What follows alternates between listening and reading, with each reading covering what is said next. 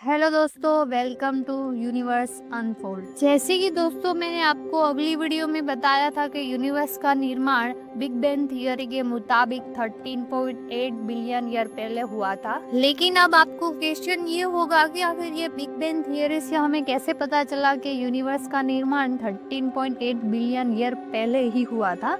क्या इससे पहले यूनिवर्स नहीं था? आखिर ये बिग बैंग थियरी क्या है? तो चलो मेरे साथ इस वीडियो में जानते हैं बिग बैंग थियरी के बारे में।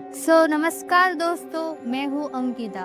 दोस्तों, आपको ये जानकर आश्चर्य होगा कि बिग बैंग नाम उसके किसी समर्थक ने नहीं बल्कि उसके विरोधी ने रखा था। अब इसके पीछे क्या थियरी है ये हम आगे जानते हैं। उससे पहले जानते हैं कि ईस्वी सन 1940 के दशक में यूनिवर्स की उत्पत्ति को लेकर वैज्ञानिक के बीच दो मुख्य विचारधाराएं थी। पहली थी बिग बैंग थियरी, जिसके मुताबिक यूनिवर्स का निर्माण एक छोटे से बिंदु से हुई थी और समय के साथ ये लगातार बढ़ रही है। अब दूसरी विचारधारा थी स्टडी स्टेट थियरी, जिसके मुताबिक यूनिवर्स हमेशा ऐसा ही रहा है और आगे ऐसा ही रहेगा। इसका ना कोई अंत है और ना कोई शुरुआत है। अब बात की जाए सर फ्रेड हॉयल के बारे में, जो कि स्टडी स्टेट थियरी के सबसे बड़े कट्टर समर्थक थे। लेकिन बात की जाए 28 मार्च 1949 की, सर फ्रेड हॉयल बीबीसी के एक कार्यक्रम में मजाकिया अंदाज में बोल रहे थे, क्या सब कुछ एक बिग बैंग से शुरू हुआ है? लेकिन उन्हें ये नहीं पता था कि उनका दिया ये मजाक वाला नाम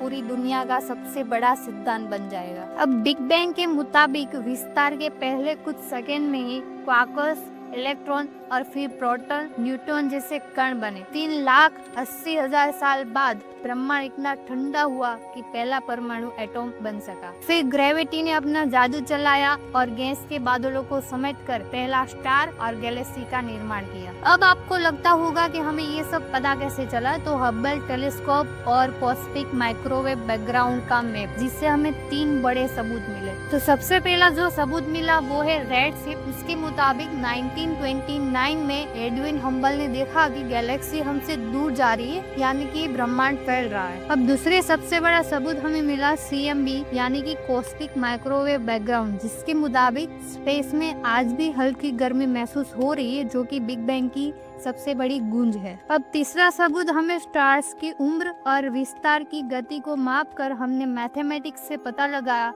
कि यूनिवर्स ठीक 13.8 बिलियन ईयर पुराना है। अब बात की जाए दोस्तों 1964 की, CMB यानी कि कॉस्मिक माइक्रोवेव बैकग्राउंड की खोज हुई, जिसने बिग बैंग थियरी को और मजबूत बनाया और इससे पूरी दुनिया के साइंटिस्ट को इसे स्वीकारना ही पड़ा। दोस्तों, ये थी पूरी बिग बैंग थियरी की हिस्ट्री। लेकिन तब भी आपके मन में क्वेश्चन ये होगा, क्या बिग बैंग थियरी के पहले यूनिवर्स नहीं? तो इसका साइंटिस्ट के पास भी कोई निश्चित प्रमाण नहीं है, लेकिन इसके पीछे कुछ प्रमुख तर्क दिए जाते हैं। जैसे कि बिग बैंग थियरी के अनुसार टाइम और स्पेस की शुरुआत ही बिग बैंग से हुई थी। मशहूर साइंटिस्ट स्टीफन हॉकिंग ने इसे एक एग्जाम्पल के थ्रू समझाया था कि ये पूछना कि बिग बैंग से पहले क्या था वैसा ही जैसे कि ये पूछना कि उत्तरी ध्रुव के उत्तर में क्या है।